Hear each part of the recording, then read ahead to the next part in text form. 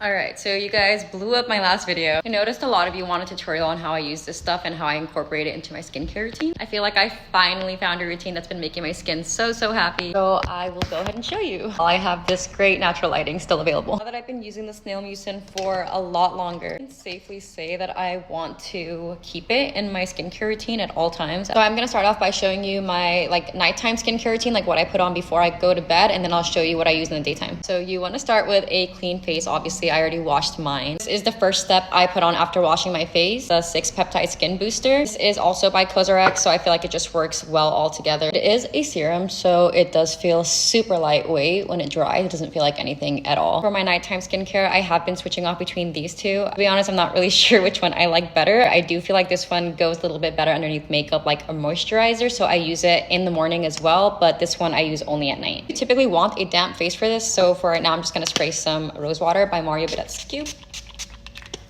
And pump that on. Want to avoid getting it in your mouth. It's not the best tasting thing. Whoa. With this stuff, I do try to just push it into my skin,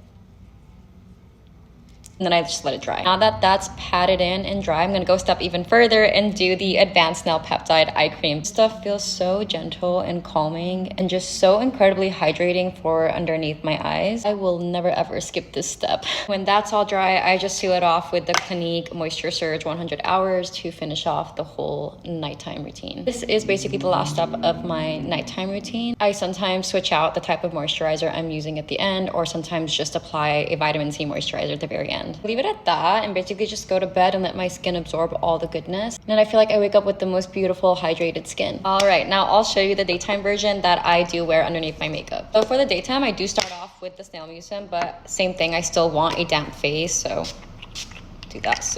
And then I'm just gonna take a tiny amount, like as much moisturizer as you would put on your face, and then I apply it again. Basically apply this as I would like any normal moisturizer before putting on my makeup.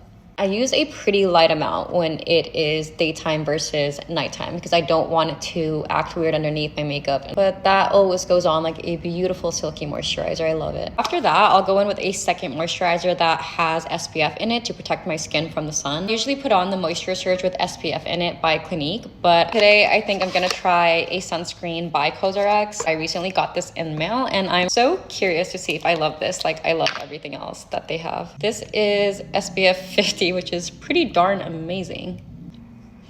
It smells really good. Like a really clean, floral, fresh scent almost. It honestly feels like pearls on my face. It's so soft and silky. I hate to be that one person that tries something once and is like sold. I know sunscreen. I've tried a ton of sunscreen. It's so non-sticky. It's so soft. It doesn't leave a cast or a residue. It's just like a really amazing moisturizer that's protecting me from the sun. Okay, I have no doubt about this one. It's for sure getting added to my daytime routine underneath all my makeup. But that is basically it. Skin has been looking amazing. It's been feeling amazing. Again, this is just what has been working for my super dry skin. So take it with a grain of salt, of course, but this is what my skin has absolutely been loving lately. So I thought I'd share.